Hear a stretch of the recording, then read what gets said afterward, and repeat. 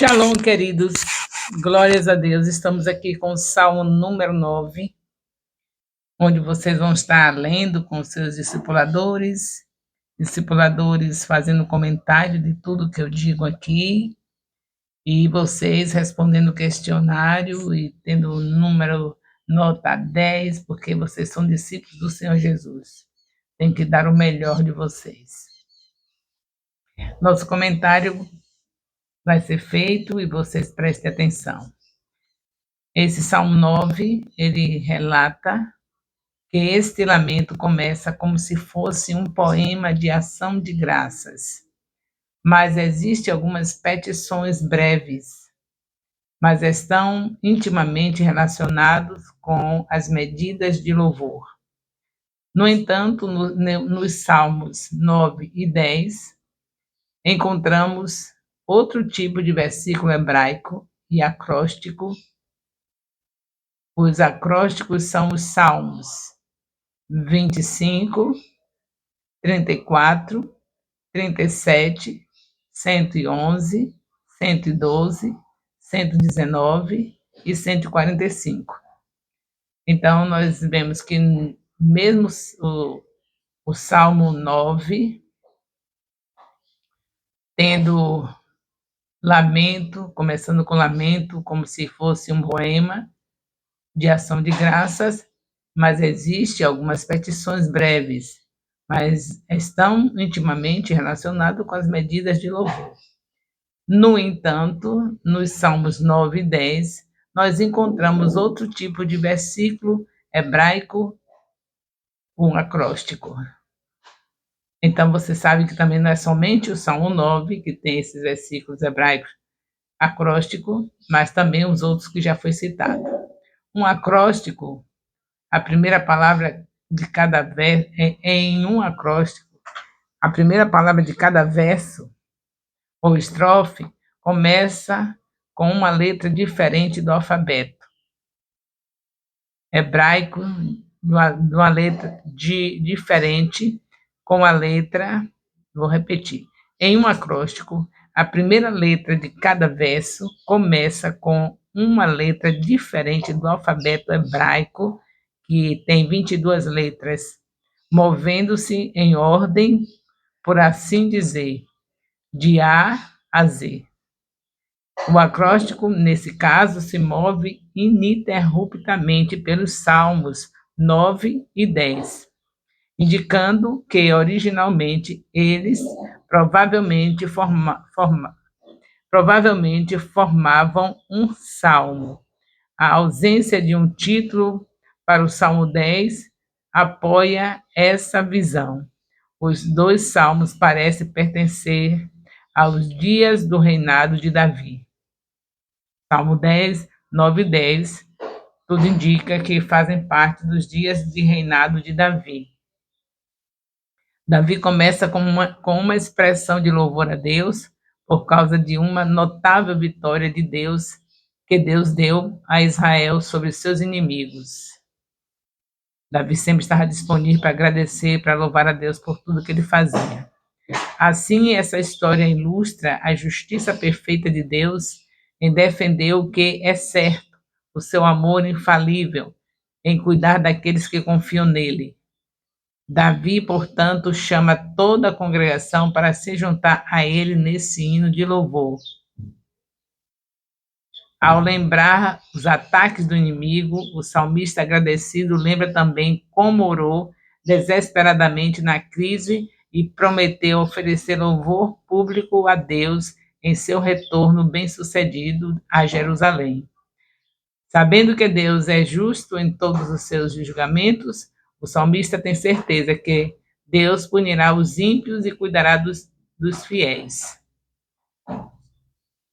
No entanto, ele pede a Deus que haja decisivamente contra aqueles que desafiam, que lhes mostra que não, contra aqueles que desafiam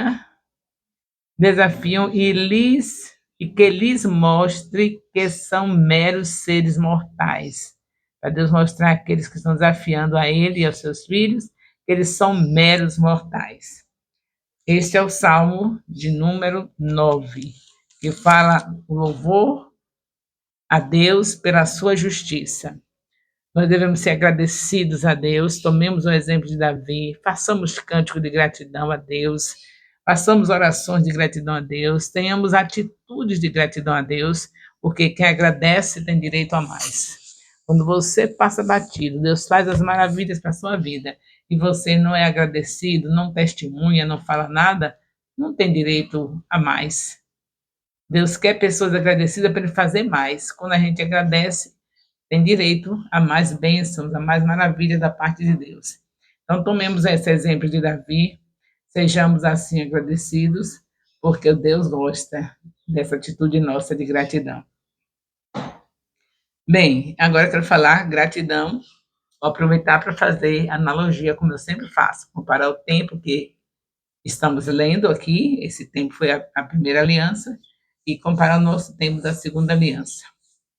Que nós sejamos agradecidos. Eu tenho passado em discipulados, eu estou visitando os discipulados. E quando eu aviso que vou para o discipulado, eles preparam lembrancinhas que são coisas muito úteis na nossa vida. A gente para chegar em casa e dizer assim, aqui foi o discipulado do discipulado tal que entregou em nome dos discípulos para a apóstola Renascimento. Porque a gratidão ao líder é gratidão a Deus, porque é Deus que mandou aquele líder para representá-lo.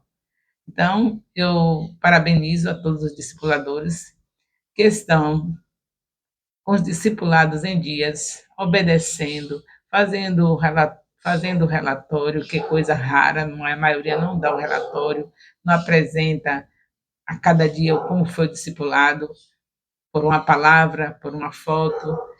Isso é importante, o relatório semanal. É importante responder os questionários, que estão baseados nos comentários que eu faço e na leitura do capítulo. É importante colocar o nome do discipulador ao lado do seu comentário. O seu comentário é apenas dizer o capítulo que estudou naquela semana e colocar em dias o planejamento para estar no culto da imersão, que é justamente responsabilidade de todos os discipuladores do MAI-FJ, ou seja, do Ministério Apostólico Internacional Filho de Jerusalém. A responsabilidade é com vocês. De que maneira? Apresentação do que vai colocar para Deus no culto. O culto tem que ter oferta. A oferta de vocês é a palavra de uma maneira festiva, por jogral, por ministrações de 15 minutos, por peças. Então, sempre põe na cabeça que se você é autônomo, você não vai trabalhar nesse dia. E se você tem patrão, troque o horário, faça alguma coisa, porque a gente, para entregar para Deus, tem que ser caro, e não tem que ter para Deus resto. Ah, se eu folgar, ah, se eu tiver férias. Não, é um sacrifício. Mostre para seu patrão que você é um servo fiel, que precisa aquele dia para vir junto com seus irmãos, discipuladores do ministério, juntos apresentarem a palavra festiva. Isso é muito importante. É dessa maneira que se ganha patrão. Quando a gente preza por aquilo que preza por aquilo que vai fazer para agradar a Deus.